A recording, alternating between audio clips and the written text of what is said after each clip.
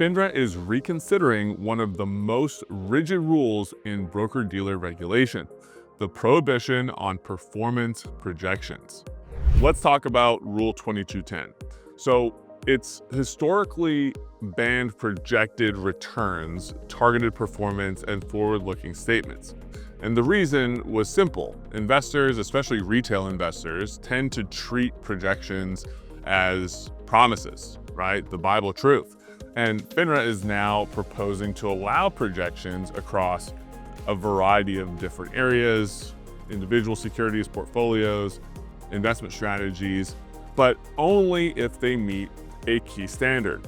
And that's that they must have a sound basis and be properly disclosed.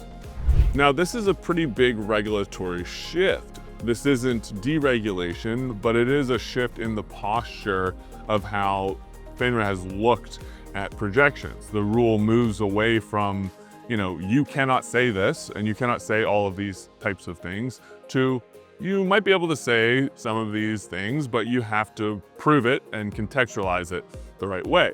And that means, substantiation, methodology, and transparency, right? And that's probably something, if you retain proper counsel, that they would have advised you to do anyways, but this change has been building for years, and the SEC's marketing rule already permits projections for investment advisors under defined conditions, but broker-dealers have been operating under a stricter regime, right? And so that divergence has become difficult to defend as markets rely increasingly on scenario modeling and probabilistic analysis, forward-looking data.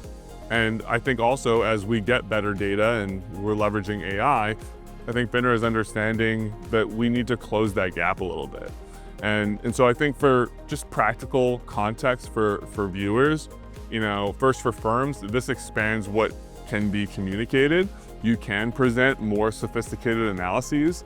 Your model, you can model outcomes. You can speak in forward-looking terms, but there's a trade-off. So you do need to substantiate those assumptions and really take a close look at that.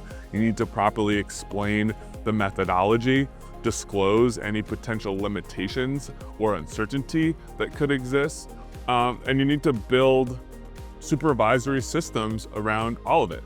And so this isn't like total marketing freedom, of course, but it is a little bit more flexibility if you have the proper compliance framework to apply to it. So I think what FINRA is gonna care about is whether projections are misleading in the context, right? Whether assumptions are reasonable and disclosed, whether risk and variability are fairly presented, and probably whether communications are balanced just like overall. And so I think the question will be, was it fair, grounded, and complete? And so this reflects, a broader regulatory trend, less reliance on bright line prohibitions in this space. And I think it brings broker-dealer communications closer to the SEC framework while still maintaining a decent level of investor protection. Anyway, I hope this was helpful. My name is Braeden Anderson. I'm a partner at Gesmer Updegrove. If you're thinking about these issues and how to navigate the use of projections in this way, feel free to reach out. That's all for now. See ya.